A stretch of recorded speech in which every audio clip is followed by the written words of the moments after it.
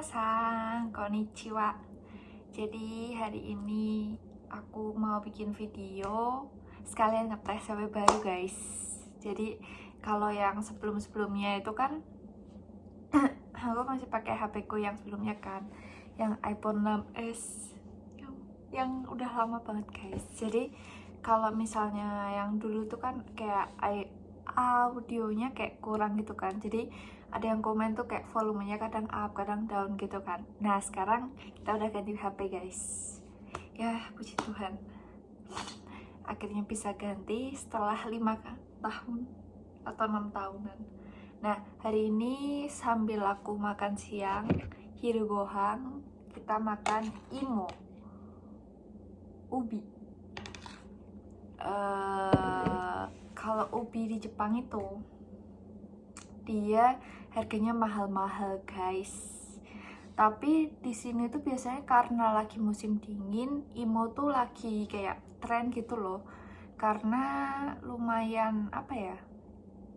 Gak tahu ya apa karena aku yang nggak pernah makan ubi atau gimana. Jadi imo tuh kalau di Jepang manis, manis banget malahan. Apa ya? Mungkin semua imo tuh sama mungkin ya.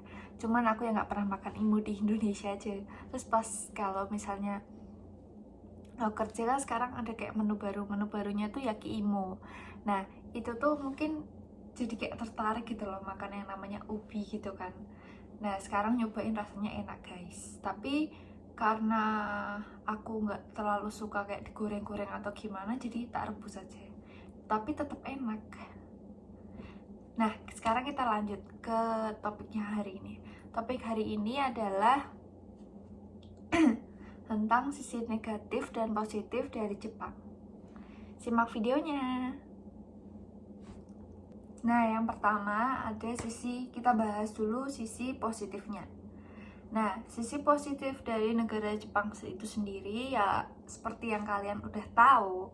Jepang itu negara yang maju, terus bersih, rapi, tertib, dan lain sebagainya. Ya, intinya positifnya tuh dia tuh negara yang bersih, terus menjaga lingkungan banget gitu, terus udaranya juga masih bagus gitu. Jadi kalau kalian di Jepang, kalau menurutku loh ya, berdasarkan aku pribadi, kalian gak mungkin yang namanya sakit tenggorokan, batuk, atau diare gitu, kecuali kalian misalnya lagi masuk angin. Kalau masuk angin sih aku kadang masih kayak diare gitu, perutnya kembung gitu kan, terus diare. Terus kalau batuk tuh biasanya naik tomo, kayaknya nggak ada sih, kayak paling batuk-batuk yang kayak kedinginan gitu loh, gitu doang. Tapi selain itu kayaknya enggak sih, apalagi radang. Aduh, radang nggak pernah guys. Kalaupun sariawan biasanya itu tuh cuman kumur air garam terus bisa sembuh. Ya mungkin karena ini ya, polusinya juga nggak sebanyak di Indo, dan terus airnya tuh juga bersih. Dan air Jepang itu seger-seger banget air kerannya guys. Jadi kalau misalnya kalian beli air kemasan sama beli air keran itu lebih segeran air kerannya. Jadi kalian kalau ke Jepang harus cobain air kerannya, seger-seger. Komen, seger-seger dan enak pokoknya. Nah terus selain itu sisi positifnya, orang Jepang tuh dibilang cuek tuh ya cuek, cuman mereka tuh kayak gimana ya, diem-diem cuek tapi ya peduli gitu loh sama lingkungan sekitar. Contohnya aku waktu itu buru-buru kan, mau naik kereta Densa gitu kan. Nah terus nyari parkiran, nah parkirannya itu kebetulan penuh semua karena waktu itu kalau nggak salah weekend. Kalau weekend itu ya gitulah, pasti rame kan.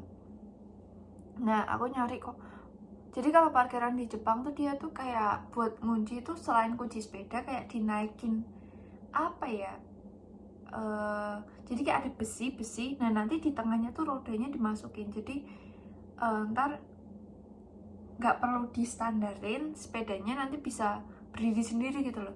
Terus selain itu juga di kunci sepedanya. Nah, kemarin aku nyari parkiran yang itu kan, kok penuh semua. Jadi ada dua jenis, yang satunya tuh kayak harus dinaikin agak atas gitu. Tapi kan berat ya, kalau buat cewek kayaknya agak susah sih naikin sepedanya ke atas gitu. Ya nggak tahu juga, kalau buat aku sih susah. Nah, ada yang di bawah tuh lebih enak dan pasti penuh karena lebih gampang. Nah, aku kemarin nyari yang di bawah kan, kok nggak ada. Terus aku nyoba-nyoba yang atas kayak naikin sepeda, kok susah banget, kayak apa berasa ngangkat sepeda.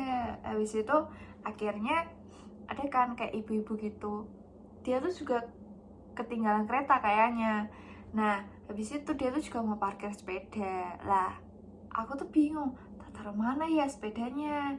Tapi kalau misalnya di luar itu takutnya gak boleh atau gimana gitu. Nah, terus ibunya itu, walaupun kita nggak kenal ya, itu bisa, dia tuh juga nyari parkiran guys, tapi dia bisa nyaranin aku kayak, oh di sini aja, walaupun nggak ada tempatnya itu boleh kok parkir di sini. Ya udah kan, aku nurut kan. Terus aku lihat lagi ibunya tuh padahal masih nyari parkiran dan nyari tempat kosong, tapi kok dia kayak cepet-cepetnya mikirin orang lain gitu loh yang lagi kesusahan. Kayak itu bagus ya. Mungkin itu sih yang aku suka dari Jepang. Sebenarnya nggak cuman itu, cuman ada juga hal lain yang kayak pernah aku alami, cuman aku agak lupa. Intinya kalau misalnya orang Jepang tuh sebagian besar sebenarnya ramah-ramah, cuman ada juga sebagian besar yang mereka tuh kayak kurang terbuka, open minded gitu.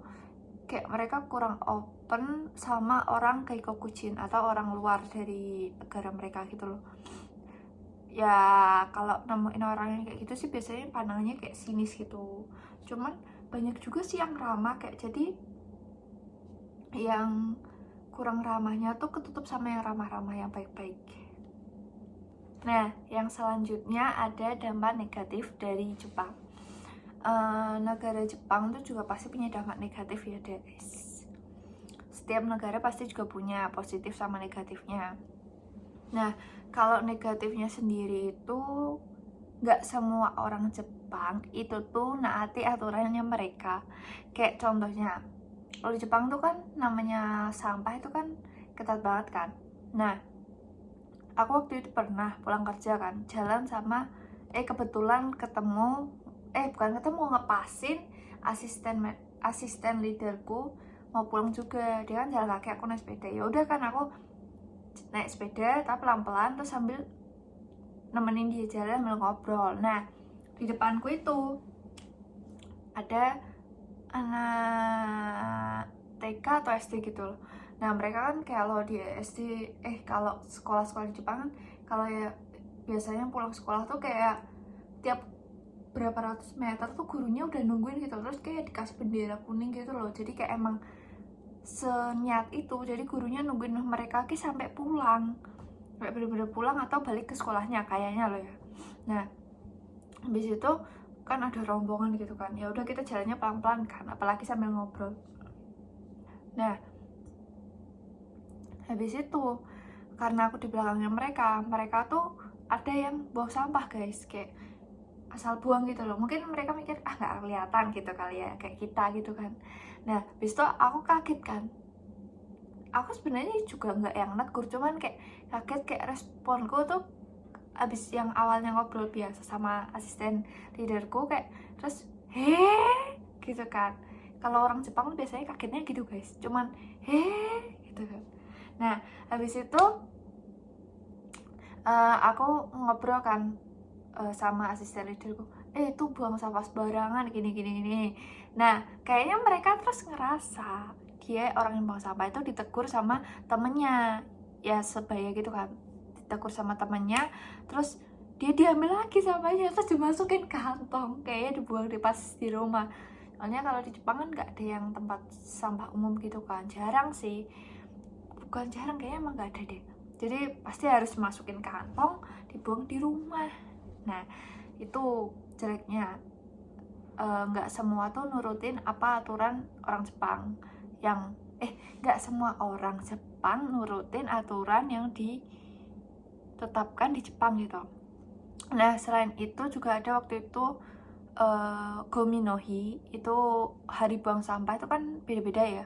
Misalnya hari ini tuh Moeru Gomi atau kayak sampah organik. Nah besoknya pasti beda lagi, entah anorganik atau kaleng atau apa. Nah waktu itu aku pernah kan pulang kerja agak sore, yang biasanya jam 3 jam 4-an, terus aku pulang jam 6-an gitu kan. Nah habis itu aku tuh lihat besoknya kan kalau nggak salah Moeru kan sampah organik. Nah aku lihat ada orang Jepang yang malam-malam gitu kayak jam 6 kan, karena musim dia udah gelap kan, itu buang sampah padahal besoknya itu apa jadwalnya buang sampah. Nah terus aku ceritakan besoknya sama leaderku, intinya dia bilang tetap ada orang yang kayak gitu, tetapi intinya kan nggak boleh ditiru gitu kan. Nah ya balik lagi, emang ternyata nggak semua orang Jepang itu taat aturan, ya tetap ada yang nyeleneh, tapi sebagian besar, dan aku percaya sih yang namanya mereka punya aturan pasti ditanamin sama anak-anak yang bahkan masih kecil-kecil kayak pas TK atau SD mungkin udah ditanamin gitu loh. Nah terus selain itu, sisi negatifnya lagi, kalau kalian ke Jepang terus kalian kerja di sini, orang Jepang tuh kan emang etos kerjanya aku akuin keren sih, keren, tapi mereka tuh kadang terlalu kerja keras banget gitu loh. Jadi kalau misalnya kalian nyobain kerja di sini atau jisuse lah atau teiki lah apalah itu, pokoknya kerja di sini pasti bakal yang namanya disuruh hayaku, intinya harus cepet gitu. Padahal ya sebenarnya kalian tuh kerja udah cepet, udah kalau dibandingkan kalian kerja di Indonesia tuh udah cepet banget. Cuman kalau orang Jepang tuh kalian kalau bisa kerja cepet harus diperas biar bisa lebih cepet lagi, kayak intinya udah kerja cepet harus bisa lebih cepet lagi, cepet terus kayak gitu. Ya itu aku kurang sukanya sih. Cuman ya mungkin mereka kayak gitu tuh karena yang namanya keterbatasan waktu. Aku juga kurang tahu ya, semenjak di Jepang ini yang namanya waktu itu nggak berasa cepet banget. Kayak misal kalian baru bangun, aku kan kalau bangun jam 4-an kan, jam 4 tuh bangun, terus ya kegiatan kayak gitu, entah makan, mandi, dan lain sebagainya, tiba-tiba udah jam 6, udah mau kerja. Komen, HP-nya tadi jatuh guys, soalnya licin, belum dikasih casing. Nah terus tadi sampai mana? Terus kan jam 6-an kan kerja. Nah habis kerja itu tuh kayak nggak kerasa, tiba-tiba udah jam 11 aja, udah mau QK, udah mau istirahat, udah jam 12, udah akan makan, terus makan sejam gitu kan, jam 1-an masuk lagi, kok udah jam pulang, tapi kerjanya belum selesai. Kayak kalau kalian di Jepang itu yang namanya kerja selesai itu kayaknya nggak ada guys. Kerjaan tuh pasti ngalir terus, ada terus, bahkan apa ya, kayak bener-bener nggak ada lah namanya kerjaan bisa selesai itu kayaknya, nggak tahu ya. Terus juga mungkin emang waktunya di sini tuh kayak terasa lebih cepat apa gimana, aku juga kurang tahu. Ini bukan masalah pengaruh karena musim dingin atau musim panasnya ya. Kalau masalah gelap terangnya itu kan emang karena tergantung musim. Cuman ini jam dinding gitu loh, jam dinding, jam HP, kayak aku ngerasa lebih cepet aja. Bangun jam 4, tiba-tiba udah sore, tiba-tiba udah malam, udah harus jam tidur lagi, besoknya. Terus selain jam itu juga hari itu rasanya cepet banget. Kayak kemarin baru tanggal segini, sekarang udah tanggal segini. Terus kayak kemarin aku kayaknya baru berangkat tahun kemarin bulan 8, kok tiba-tiba udah setengah tahun di sini. Cepet sekali waktu itu di sini. Udah sih kayaknya itu aja. Thank you for watching, bye bye. Semoga videonya volumenya nggak naik turun terus ya, udah stabil karena HP baru. Thank you comment and supportnya, bye bye.